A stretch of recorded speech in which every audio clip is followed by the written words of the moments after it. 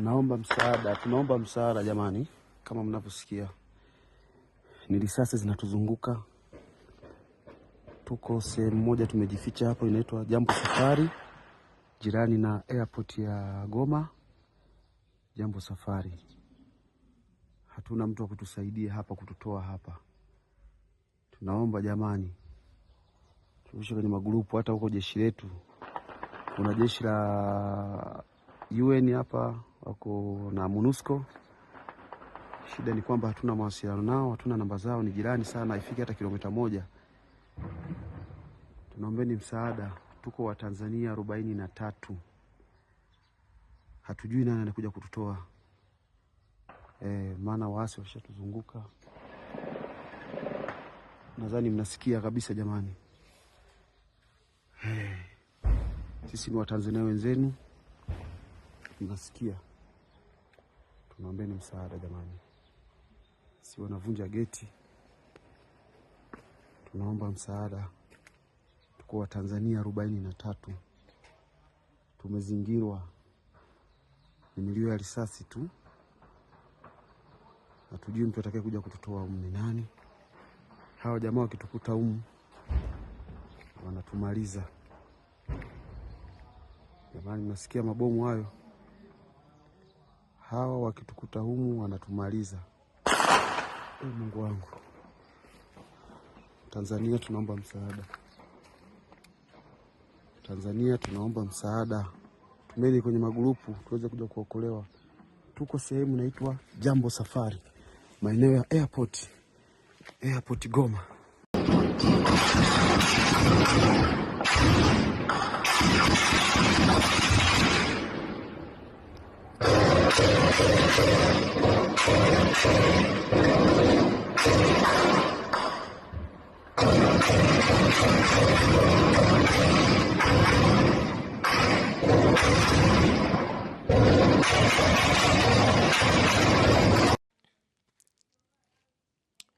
Uyu munsi ku itariki 28 nibwo imirwano yari ishyamiranyije mu rwego rw'inyeshyamba wa M23 ndetse n'ingabo za leta ya Congo FARDC zifatanije n'imitwe igiye itandukanye irimo Wazalendo, ingabo za Tanzania, za South Africa, iz'Abarundi.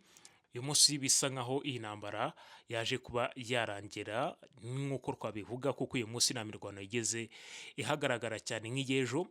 Imwe mu ncamake rero y'iyi ntambara ukuntu yagenze: imirwano yari ikomeye inambuka muri Rubavu. Amakuru avuga ko iyi mirwano yateguwe ngo n'igisa n'ubugambanyi bw'ingabo za MONUSCO zabwiye M23 ko ingabo za FARDC zahunze, izindi zikaba zamanitse amaboko ndetse intwaro zazo zazihereje MONUSCO. Amakuru akavuga uko ubwo abakozi ba MONUSCO n'imiryango yabo bari bamaze kwambuka mu Rwanda, FARDC yahise yisubiza za ntwaro MONUSCO yavugaga ko yayambuye, ndetse bahita batangira intambara kuri M23. Ntabwo ari FARDC na FDLR gusa bahise batangiza intambara kuri M23 yari muri Goma, kuko n'ingabo za Tanzania bivugwa ko nazo zahise satsa umuriro kuri M23. Bivugwa ko izo ngabo za Tanzania zari ku musozi wa Goma, aho M23 yazifataga nk'ibidafite icyo zirwaye kubera ibiganiro ngo bishobora kuba byari byabayeho mbere, aho nazo zari kujya muri MONUSCO.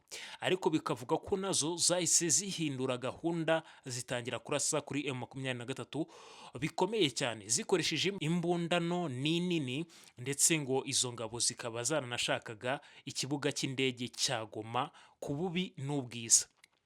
Nubwo mu rukerera humvikanye amasasu mu bice bya Goma, cyane cyane ahazwi nko muri Birere, byageze nka 3:30 intambara yimbitse irotana n'imbunda n'ibisasu bikomeye. Abatanzania barasa M23, naho FDLR na FARDC uretse kurasa kuri M23 bo bakaba barananyuzagamo bakarasa mu Rwanda mu mujyi wa Rubavu, kandi ahantu ubona ko hatoranyijwe. Bimwe muri ibi bisasu rero mu ntangiriro hari ibyaguye mu Rwanda ndetse byica n'abaturage, ariko ibyakurikiyeho hafi ya byose byahuye n'ubwirizi bw'ikirere. Bivugwa ko u Rwanda rwashyizeho bw'ibisasu bisandiriza ibindi mu kirere. Wabonaga mu kirere ibintu bituritse bivuga ko igisasu cyaraswaga, imbunda irasa ikindi ikaba yacyumviye mu ikoranabuhanga ikohereza icyayo nayo bigashwanyagurikira mu kirere. Ariko ukabona biturukiyeyo. Ukurikije umubare w'ibisasu byatewe mu mujyi wa Rubavu, nawe uzi uko uyu mujyi wari kuba usa iyo hataza kuba hari bwa bwirinzi bw'ikirere bw'ibisasu bisandiriza ibindi mu kirere u Rwanda rufite. Byageze saa munani intambara yacuruye, ariko bya bisasu bisandiriza ibindi mu kirere ukumva biturikije ibindi, bivugwa ko habaga hari ibitewe mu Rwanda. Amakuru avuga ko nyuma imbunda zarasaga mu Rwanda byaje kumenyekana aho ziherereye, zarahirwa Itije.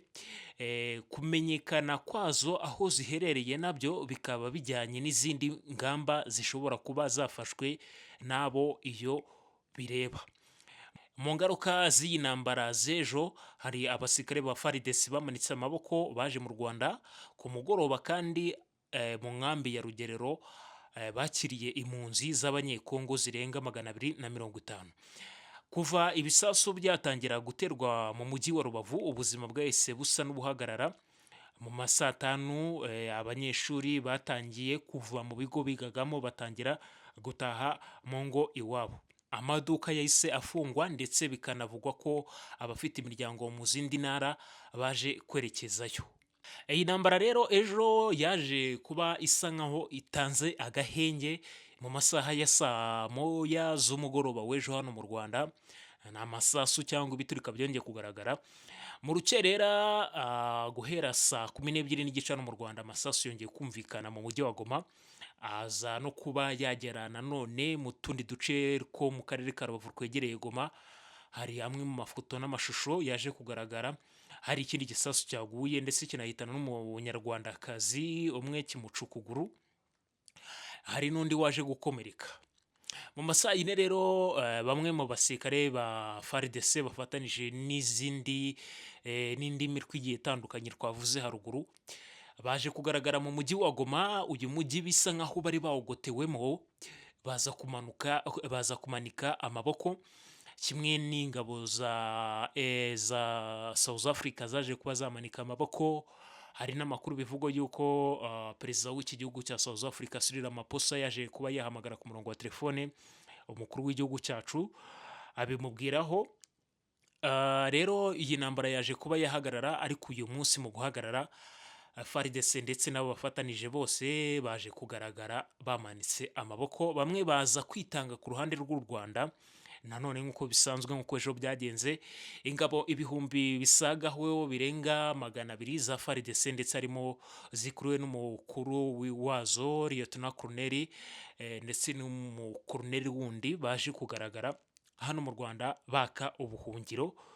Batashye rero bamanika amaboko, banga kwishyikiriza umutwe wa M23. Izindi rero mu nkuru biri kuvugwa yuko imipaka yombi kugeza ubu ngubu yaje kuba yafungurwa, yaba Petit Barriere ndetse na Grande Barriere ku mpande zombi, cyane cyane ku ruhande rwa Goma bari barafunze imipaka. M23 yaje kuba yafata rero uyu mujyi wa Goma wose, ikaba iri kukotorora uri under control na M23. Iyi M23 ku ntangiriro yaje kuba yabohora abashoferi benshi bari barabuze uko basohoka muri iyi intambara. Harimo abakongomani, harimo abanyatanzania, abarundi ndetse n'abandi bagiye batandukanye. Aba bashoferi rero nibo babimburiye abandi mu kwambuka umupaka, aho bawambutse basakwa.